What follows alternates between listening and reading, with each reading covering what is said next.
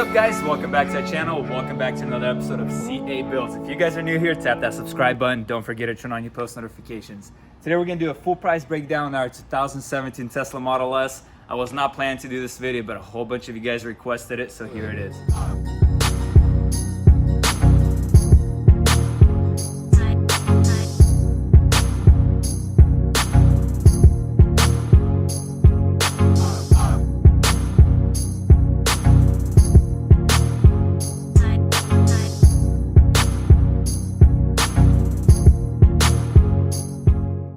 If this is your first time seeing this car, it's a 2017 Tesla Model S. It's the 100D.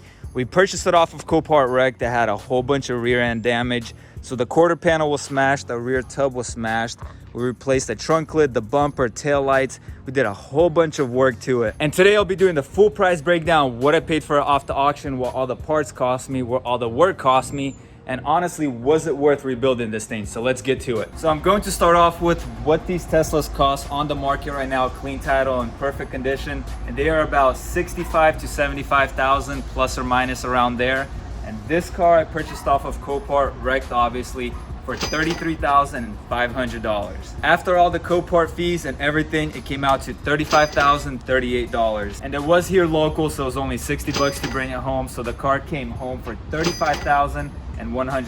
Now that you guys know what I paid for it, the main question is, does this Tesla supercharge or does it not? That's about half of you guys' comments is, does this Tesla actually supercharge? And honestly, I have no idea. I don't really care because I won't be keeping this car. I will be selling it so we can get more projects to the channel. But we're gonna go right now and see if it actually supercharges. I'll give you guys a couple pulls. This thing is just insane. It's so crazy. It doesn't even feel like a car. It's like a spaceship. You can't hear anything, it just flies. It's pretty insane.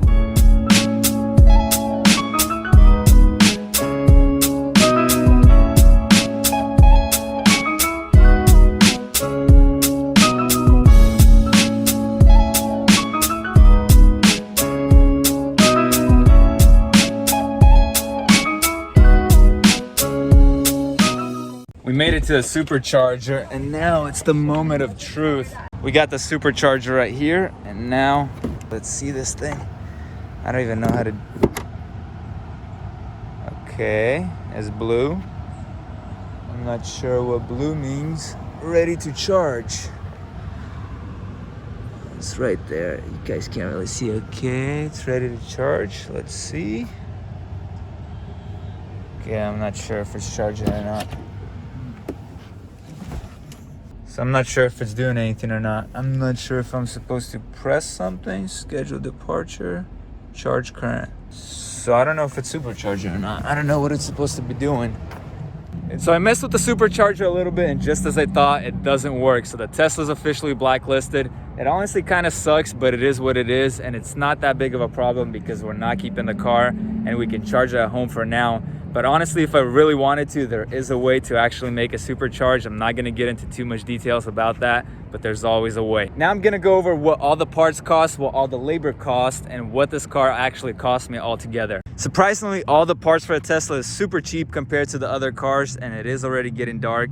Man, this thing is looking so beautiful, so we have to speed it up and finish this video. I got all the parts list on my phone. So basically the quarter panel, the trunk lid, the bumper, the tail lights, all the plastic trims inside. Let me open this thing up for you guys. I had to change some plastics inside. I had to change over here. Still got our floor mats over there. That plastic over there, these over here, whole bunch of plastics there. The complete trunk, tail lights, bumper, the subwoofer, basically everything we needed for this car was $2,300. That is super cheap. I mean, the full quarter panel, the back panel with it, the trunk lid, the bumper, everything included. But the charger was not included in that price. The charger I had to buy separately. It did not come with the car, and that was 300 bucks for that. So the work we had to do to it, we had to replace this quarter panel and the back panel right there. So the quarter panel was cut somewhere right here, and then if this thing would open, and then it was cut somewhere right there, and this whole quarter panel and back panel was replaced. Done, get all the parts aligned and everything was $2,000. It's honestly on the pricey side because it is aluminum. If it was metal, it would be a lot cheaper, but aluminum is a lot harder to work with. So it's $2,000 to get that whole quarter panel replaced and get everything aligned. And then I had to take off this little window over here. So take off the little window. Man, we got some Harleys over here. But to take off this little window and put it back on was like 110 bucks. And then this trim over here I did myself. I had to take it off with it. But that was $110 to get the window off and put it back on. Next, I had to pay for towing. So I had to tow the car to the frame shop. I had to tow the car to the paint shop, tow it back home. All the towing back and forth was 120 bucks for everything, which is not too bad. Then we had to get it painted. So I painted the quarter panel. I painted the door where we blended the door. Some of you guys said that it's noticeable where the door is blended, and there is no way you could ever tell where the paint was blended right here. We painted the bumper. The trunk lid was actually white and we did not paint it. And we actually had to repaint the bumper twice because it did not match that well over here. And you could honestly still tell the color difference over there. So later on, we might be painting this quarter panel as well to blend the color, because the bumper and the aluminum, you can't really match it. Plus, that's the old paint over here, and this is fresh paint, so it's really hard to match it 100%. But to get everything painted was 600 bucks. Next, I bought this little spoiler over here. It's a nice little cheap carbon fiber eBay spoiler. Not the best quality, but it looks super sick. It makes the car look a lot nicer. Like, honestly, it's like a perfect finish touch for the rear end. And man, this thing looks so fat in the back. And that spoiler was 122 bucks, and it's probably the best 122 bucks ever spent on this car. Next, I had to buy a whole bunch of clips for the interior, for the trunk, the panels in the back over there. All the clips were 30 bucks. And the last thing I had to do for this car is alignment. I mean, it didn't really need alignment, but the steering wheel was just a little bit to the left. So I did go do alignment on it, and that was $50. So the grand total, what the Tesla Model S cost me, is $40,730. Let's just say $41,000, which is honestly a pretty good deal considering it's 2017. It's the 100D. I mean, you can get the older models for a lot cheaper. Like if you get it 2015, and if it's like a 75D or something like that, it would obviously cost you a lot cheaper. But this one is the facelift. The 2017 already has the facelift. It's super nice. It's the 100D. And this color combo, the white on white, is super rare. Like, I haven't seen another one like this for sale in the market around our area right here.